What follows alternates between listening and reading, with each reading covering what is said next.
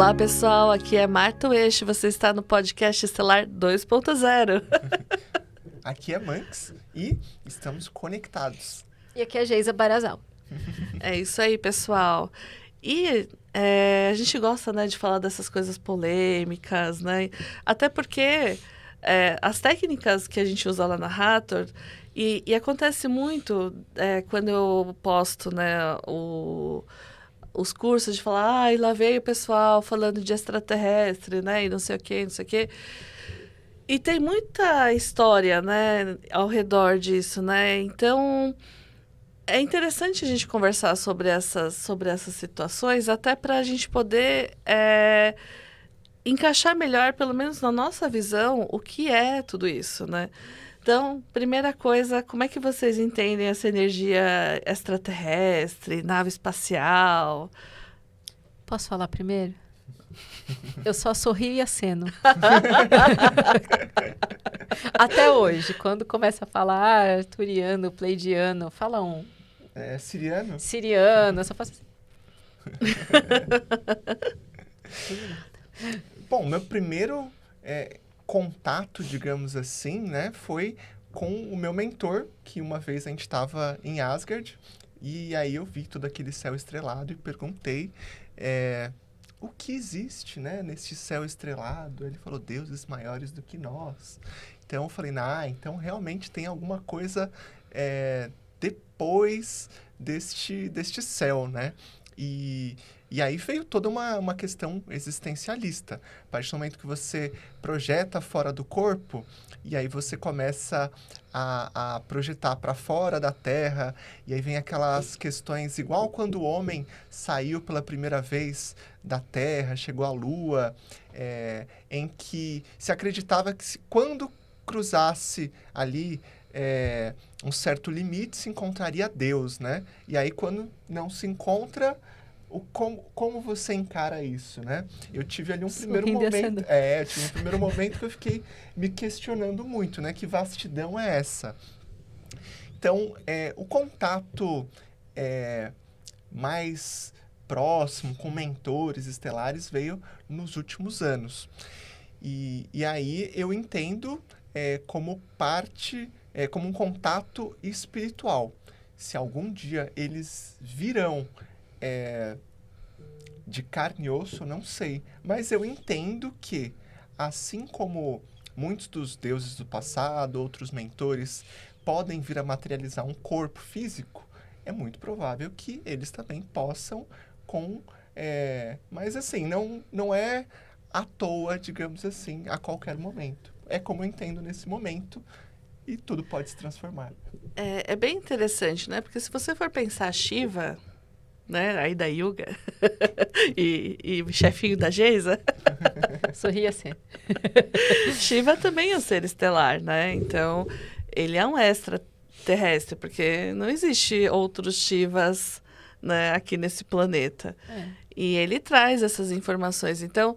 É interessante, na verdade, se você for pegar na história da humanidade, até na questão darwinista, né? Então, que era um ser unicelular, que depois virou pluricelular, que depois virou réptil, que depois virou, né? E aí chega no ser humano. Existe um elo perdido, porque, de repente, por que só a linhagem dos macacos não... né, gerou isso e as outras linhagens não, né? Existe outras linhas de tempo e raciocínio que falam que, na verdade, a Terra é uma biblioteca viva, né? E como biblioteca viva, ela tem praticamente todos os DNAs do universo. Profundo isso. Né? Então, nós somos DNAs vivos de todos os DNAs do universo. E cada vez mais, quando eu trabalho com apometria, com mandala de dragão e tal, fica mais claro isso, porque é como se cada parte do nosso DNA fosse um fractal de cada uma dessas raças. Então, você não precisa ir para fora para você achar alguém dessa raça. Olha para o teu DNA. Porque você pode ver que a maior parte do DNA humano, ele é muito parecido, às vezes, por exemplo, com um porco, com um cavalo. E como é que, né, duas fraçõezinhas ali que muda Impede você tudo. de relinchar, não é mesmo? Né? E quando você olha até os fetos, né? Por exemplo, feto de rato, feto de humano, é tudo muito parecido naquela O parte. início, De golfinho De também, golfinho, né? tudo inicial é muito parecido.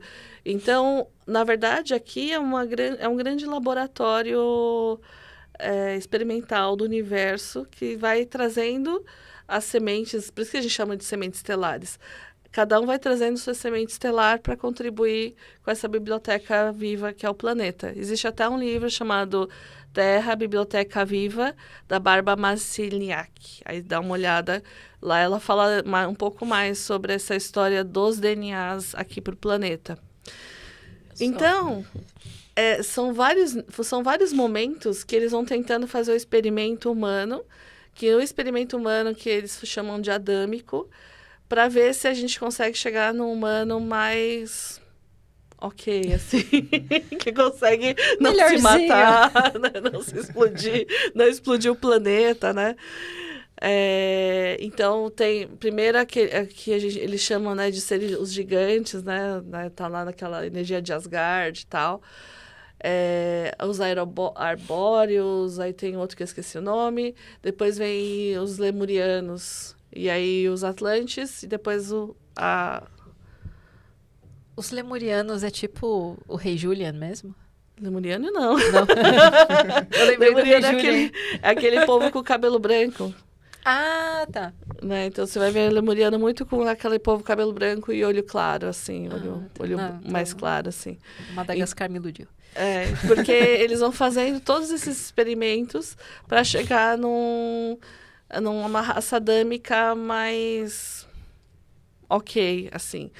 Então, se você for pensar na humanidade, a humanidade, na verdade, eu vejo, né? Todo mundo fala, você, né?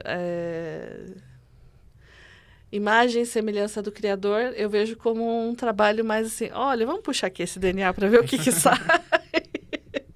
É um trabalho da natureza nesse aspecto para conseguir chegar numa estabilidade. Então, e aí, quando o pessoal fala, ai, tá vindo uma nave, tá vindo não sei o quê, é porque tem alguém que cuida. Sim, claro. Então, é óbvio que você, né, se tem, por exemplo, um DNA de um siriano, se tem o DNA... É claro que vão ter os seres que vão estar cuidando para que aqui, o experimento, ou... não sei se pode chamar de experimento, né? Mas o projeto, né, possa seguir numa possibilidade. Então, a gente vai ter naves aqui. Só que, assim como uma vez eu tive que explicar para o meu marido, porque quase foi uma separação, a gente estava perto de Mariporã, né, numa pousada, e aí eu vi uma nave pleiadiana descendo. E aí eu falei, é a nave que desceu, por isso que acabou a luz. Aí ele olhou assim e falou, eu não tô vendo nave Um mês de nenhuma. namoro. Eu não tô vendo nave nenhuma. Aí ele não falou mais comigo aquela manhã. Eu falei, não, Shin, as naves são plasmas. Eles já não são mais físicos, porque aqui a gente está na 3D, eles são de 5, 6, 7D. Então, praticamente, o lado mais material, físico deles já não existe mais. E para eles plasmarem, para chegar a ponto de ficar em 3D, é muita energia que eles têm que trabalhar. Então, a maioria das vezes eles não plasmam em 3D, porque eles têm que sobrecarregar muita energia, né? Porque imagina que você é um plasma lá todo sutilzinho, de repente tem que, né, ficar naquela coisa mais densificada. Então, aí você tem que... A fusão, ela exige mais energia do que a ficção, né? Que é quando tem explosão. Porque você tem que, né, ter energia para apertar e chegar numa matéria. Então, dificilmente você tem pessoas que têm contatos de primeiro grau, porque as naves, elas têm que sobrecarregar demais a energia delas para chegar na matéria física aqui de 3D. Mas a gente consegue se utilizar da matéria física de 3D para as outras dimensões. É que isso que a gente não tem consciência. Então, quando a gente chega nas dimensões, por exemplo, arcturiano de 5D, pleiadiano de 6D, então você vai tendo que utilizar a tua matéria para chegar no plasma, para esse plasma conseguir entrar em contato com eles. Né? Que é mais ou menos o trabalho que na apometria a gente faz, tanto que a gente não quebra lá os layers, limpa para ficar mais fácil para, né, sutilizar e mandar para as dimensões sutis. Exatamente isso. Então, quando as pessoas falam, vai vir um apocalipse, vai vir não sei o quê. Gente, por que eles iam querer destruir o lugar onde eles estão guardando a informação do universo? Agora, uma pergunta, Marta. E quem coordena isso? Quem que teve a ideia de fazer aqui esse... a Biblioteca Viena. Tá, bom, vamos lá. Aí é uma história que quem assistiu tem lá a Saga Anunnaki e... Sendeiro Luminoso e tem mais um... Não, esse é o nome é outro nome. Mas... Ele vai trabalhando exatamente a história, Matias de Stefano e às vezes um pouco do Rodrigo Romo também, ele tem um pouco dessas histórias. Mas basicamente a história da Terra é uma história de seres que vão chegando e falam, olha, aqui tem ouro, vamos levar ouro, sabe? Né? Então, olha, por quê? Porque a Terra, nesse ponto da riqueza material que ela tem, não existe nenhum planeta igual neste quadrante do universo. Por isso que ela é tão visada. E por isso que quando você tem a permissão de encarnar aqui, é uma permissão muito rara, porque, na verdade, não se dão permissões assim tão facilmente. Eu sempre penso nisso. Quando vem aquele momento difícil, eu falo, nossa, mas tanta gente queria estar aqui, deixa eu aproveitar. Né? E aí, às vezes, você está na sua vidinha aí chateado porque você está nesse planeta, mas não existe planeta igual ao planeta Terra, no sentido de ter essa energia de vida que tem em outros planetas. Então, por isso que eles chamam de joia do universo, né? Então, por ser essa joia...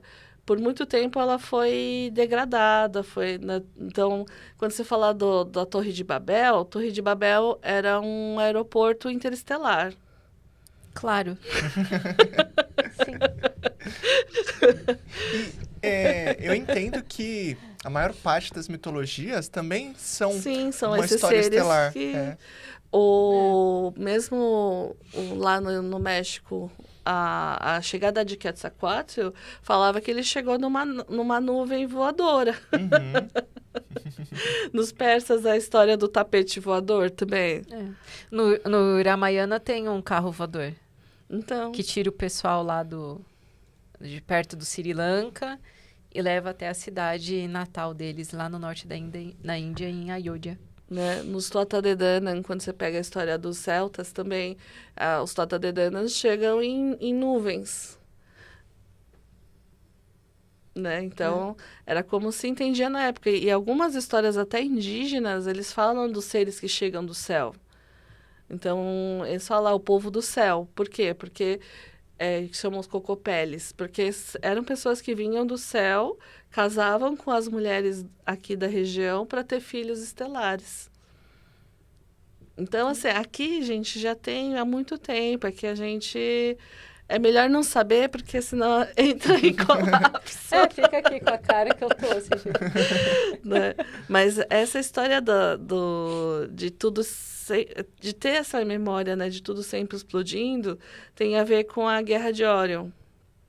Então, há muito tempo atrás, muito mesmo, né, lá atrás, já existiram muitas guerras estelares, inclusive Star Wars, tem a ver com a memória de uma pessoa sobre as guerras estelares.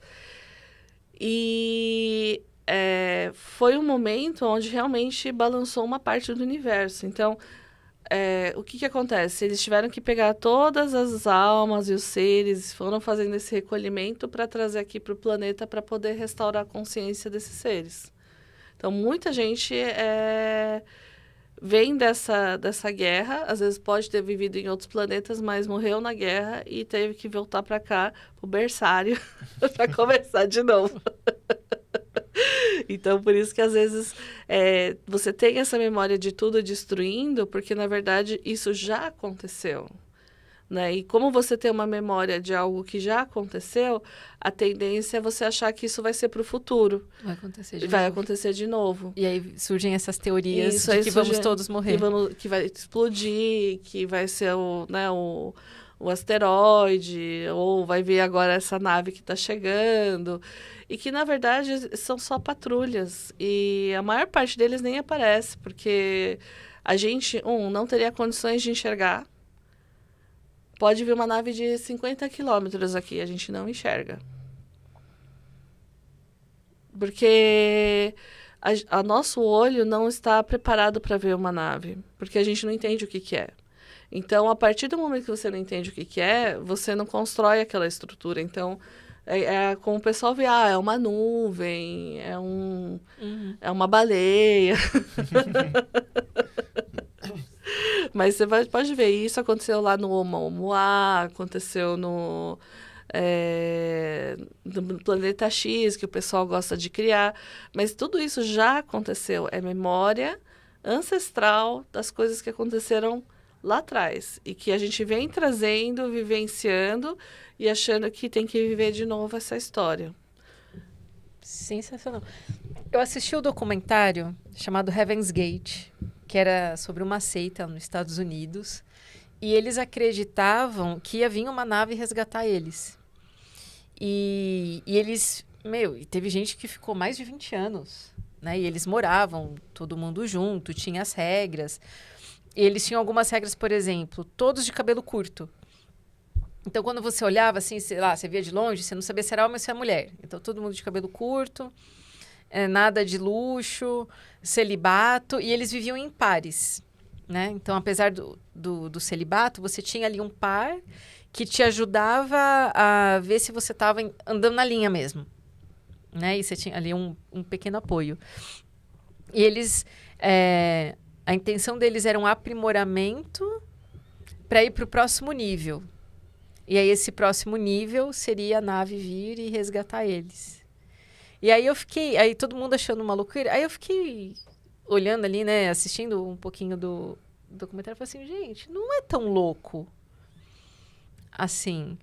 Se você for pensar que isso é uma memória ancestral que está registrado no DNA deles, eles estavam buscando, através dessa memória, trazer aquilo como uma realidade presente. Voltar para a terra natal. Para a terra natal. Mas é interessante essa parte que você fala, né, do que seria essa próxima fase que todo mundo fica pensando, né? Tipo, a ascensão, a quinta dimensão e tudo mais.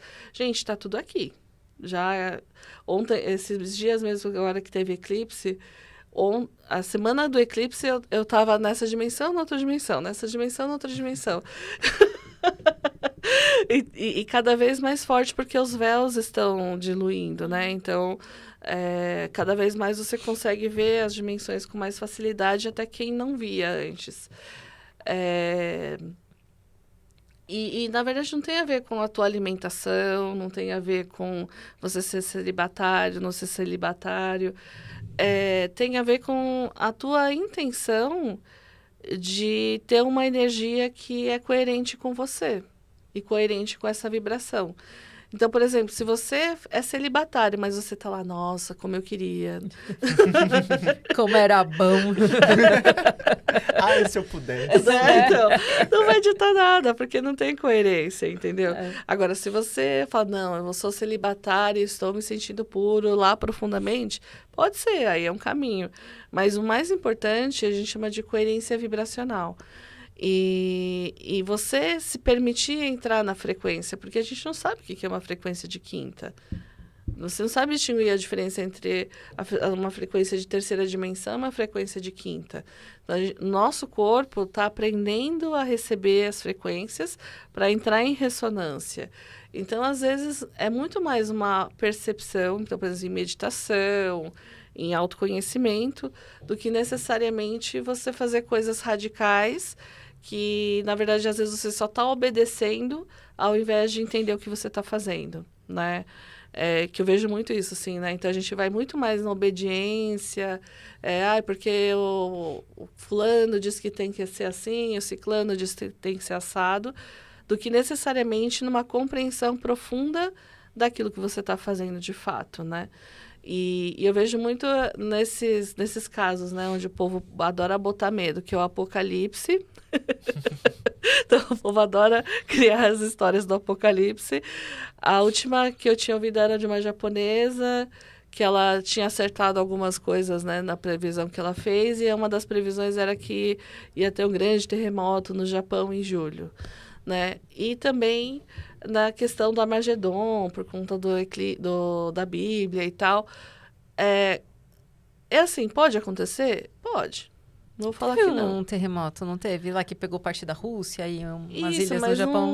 não foi assim, né? Não foi pra... Não, porque o que ela falou era uma catástrofe e tal, então, né?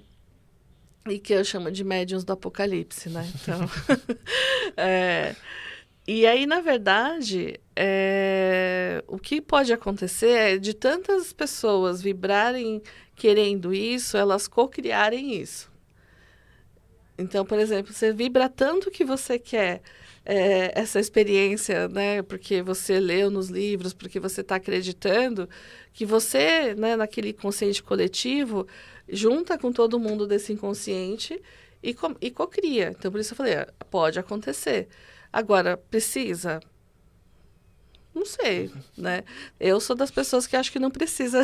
Já aconteceu, tá bom, né?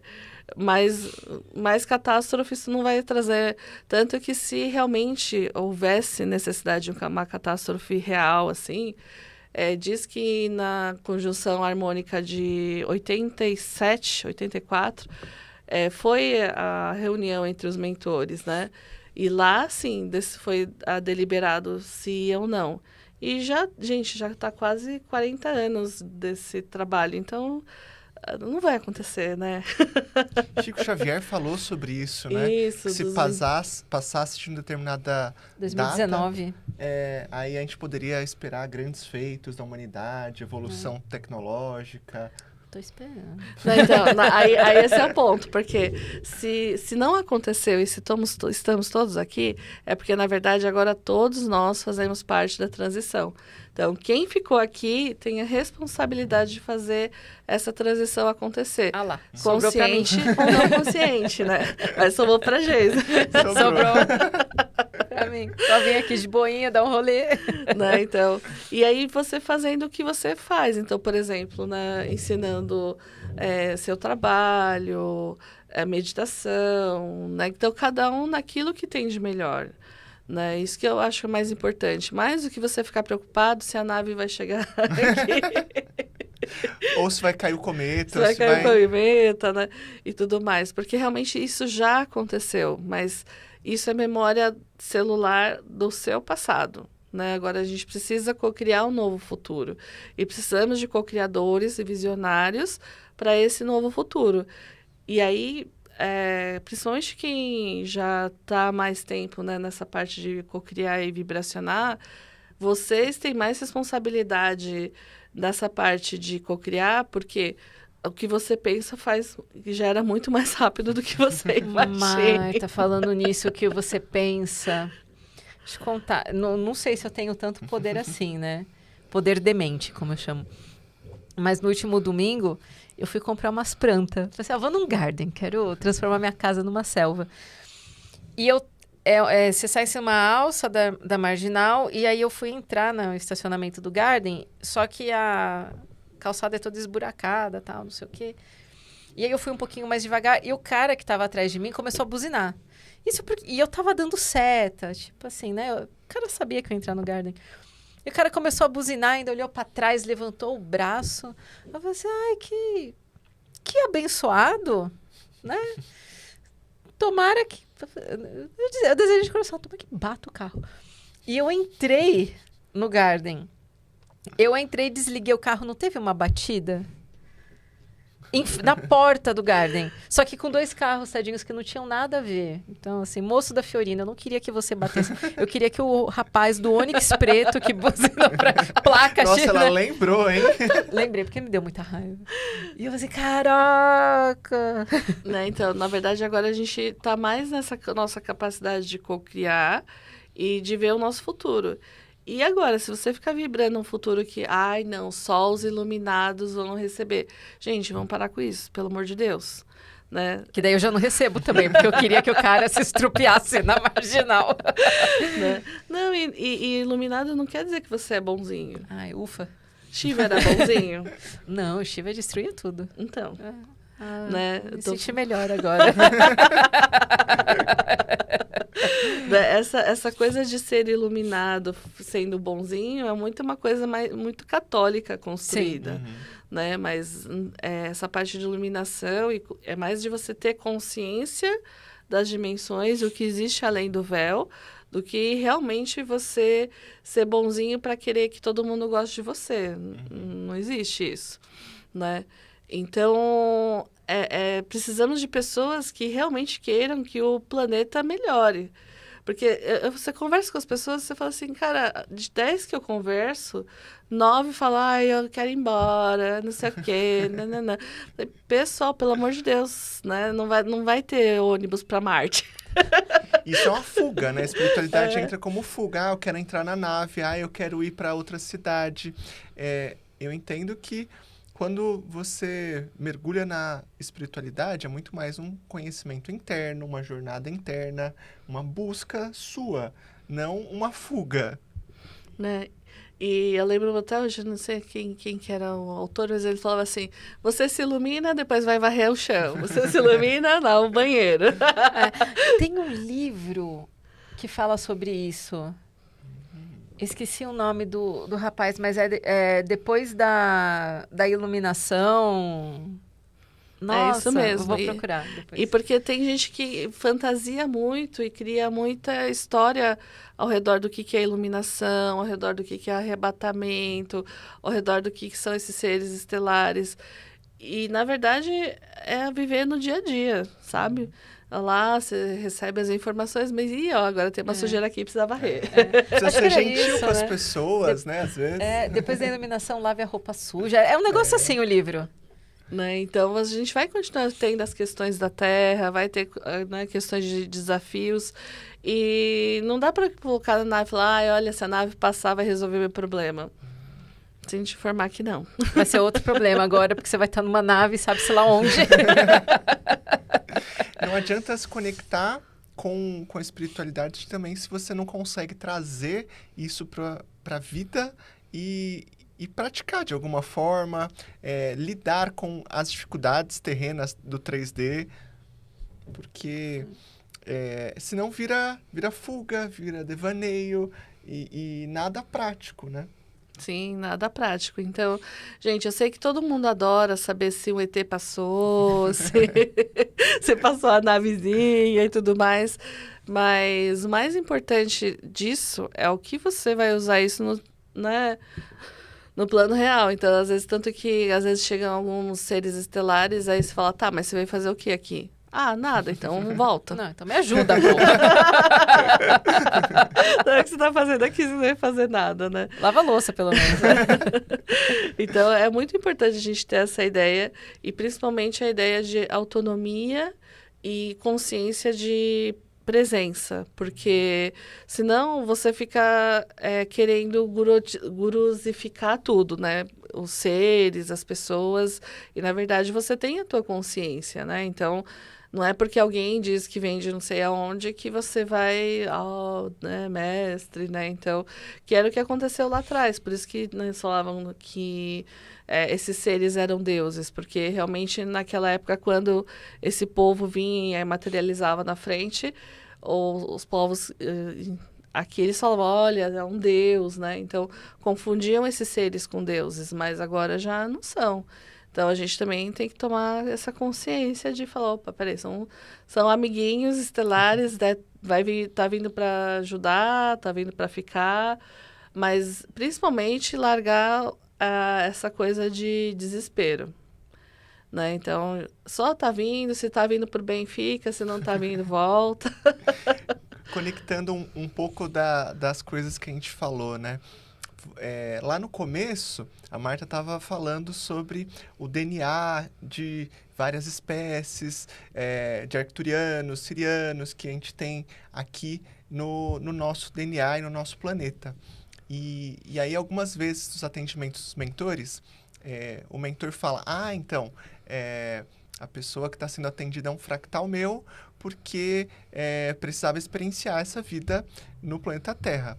Então, se os arcturianos estão entre nós, vivenciando essa experiência no 3D, se alguém que tem uma consciência mais expandida escolheu experienciar algo aqui, é porque tem alguma coisa a aprender. Lavar a louça todo dia talvez seja um teste de paciência para um ser estelar.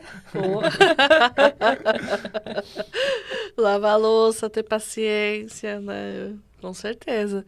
Eu lembro até de uma vez um atendimento que a pessoa virou e falou assim, olha, ser estelar, o tempo não é da mesma forma no corpo físico. E aí eu aprendi que eu não conseguia fazer 5 coisas ao mesmo tempo. Então eu aprendi a tentar fazer 3. Sim.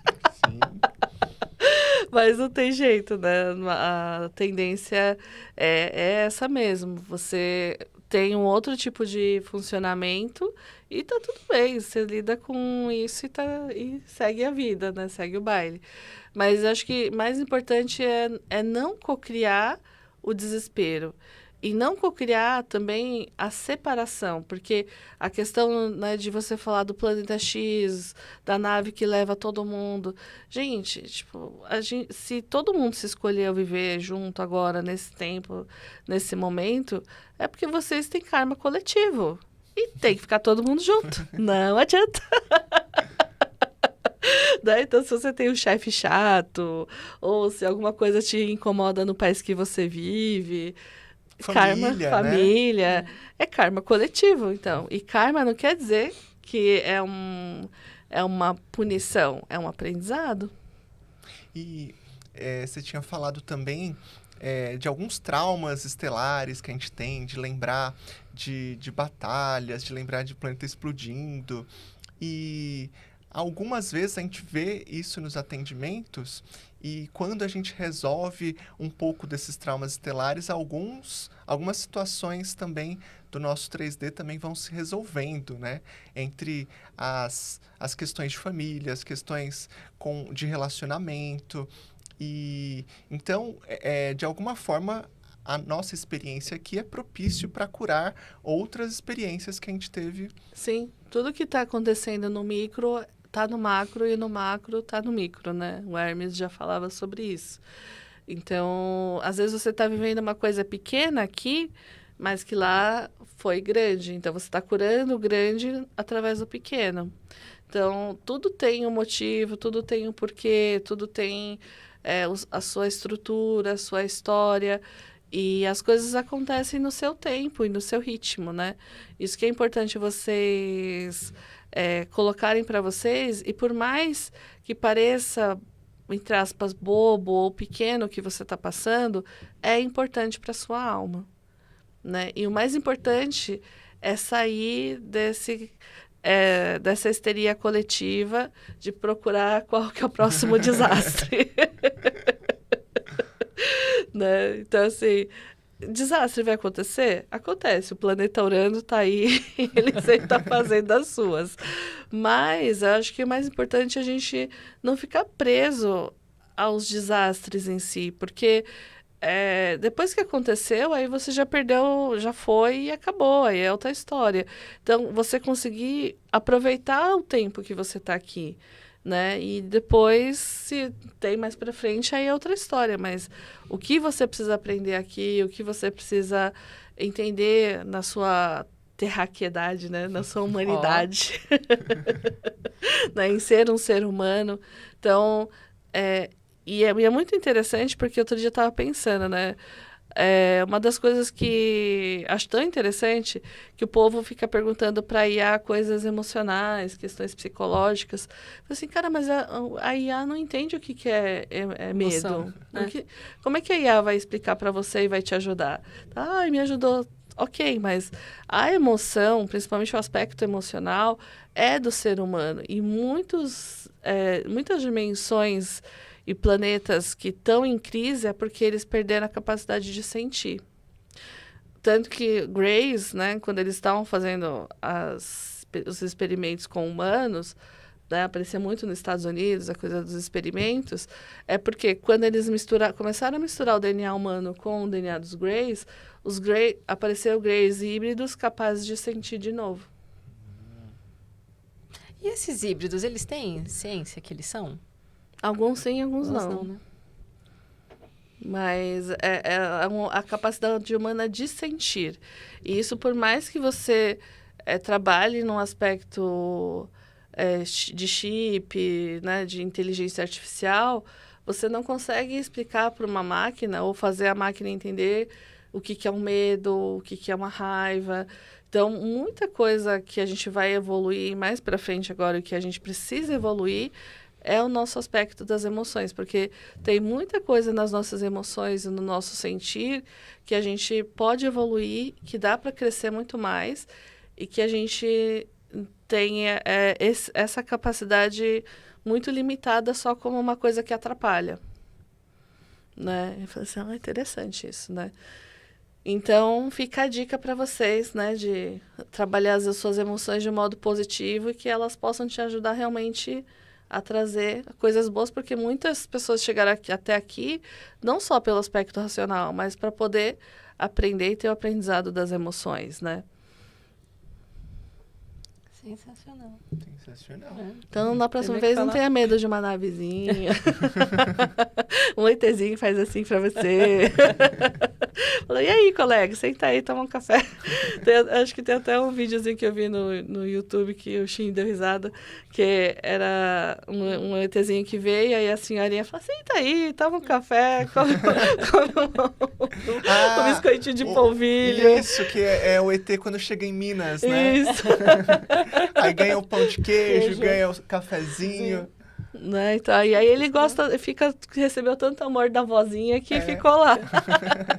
Então, né, pensar nisso, que às vezes a gente também tem muita coisa e somos muito capazes de também levar muita coisa, né? Então, a gente sempre se pensa muito inferior, mas na verdade tem muita coisa que a gente pode trocar e trazer. E aí, né, trazer essas informações de uma forma mais amorosa, de uma forma mais consciente e menos catastrófica, né? Porque de catástrofe já tá bom. Já tá bom, chega. Muito bem. Então, gente, da próxima vez que né, colocarem lá, vem outra nave, né? Então, calma, pessoal. Outro apocalipse, né? Põe o chapeuzinho de alumínio. Então, fiquem calmos, respira, né? E, na verdade, o nosso desafio agora é ser esses agentes da transição. Então, dentro do papel que você escolheu fazer aqui nesse planeta, qual é o seu papel como agente de transição, né? Então... Jesus. Só complica. Não, você tá fazendo uma parte muito importante aí com a yoga, não tá? É verdade. Então, você falei, é uma parte que cada um faz. Tem uma frase que eu gosto muito, que é justo a mim coube ser eu. É isso aí, pessoal. Então, se você quer saber um pouquinho mais, né, e também ter a experiência, né, de tratamentos com essa energia estelar, no reiki xamânico estelar, na apometria xamânica, com os dragões. Então, continua assistindo a gente, continua, né, ouvindo, porque aí você vai entender e vai ficar com menos medo, né? Porque o mais importante é a gente desmistificar esse pânico que o povo adora colocar. Porque pânico também dá dinheiro, né? Então, Sim. Eu sei que agora que eu falo isso, aí a visualização vai lá pra gente. Era só isso? Mas o mais importante é você sair do medo, né? Isso é muito importante. Verdade. Certo? Então, continue acompanhando a gente nos nossos canais. Você quer fazer yoga com a Geisa, fazer uma captação com Manx, né, e saber quem que, né, são os estelares. E também, no próprio reiki xamânico estelar ou na apometria, você começa a descobrir um pouco da sua essência, do seu DNA, de onde ele é, qual é a maior frequência dos seres que estão no seu DNA. É bem legal. Talvez saber mais, né? Tá bom. Certo? Então, não esqueça de curtir, compartilhar, acender o sininho, dá like, né? E Comenta. fala esses três são tudo malucos, está tudo bem. E não tenha medo das naves, né? Então, tá tudo certo, só sorria, como diz a Geisa. Sorria a cena. Sorria a cena. E vai dar tudo certo, né? É isso aí. Então, gratidão, Manx. Gratidão, Geizinha. Gratidão, Doni. Valeu. Obrigado, Tchau, pessoal. tchau. E fica na terra, hein? Não é pra ir pra nave. Tchau, tchau. Tchau, tchau.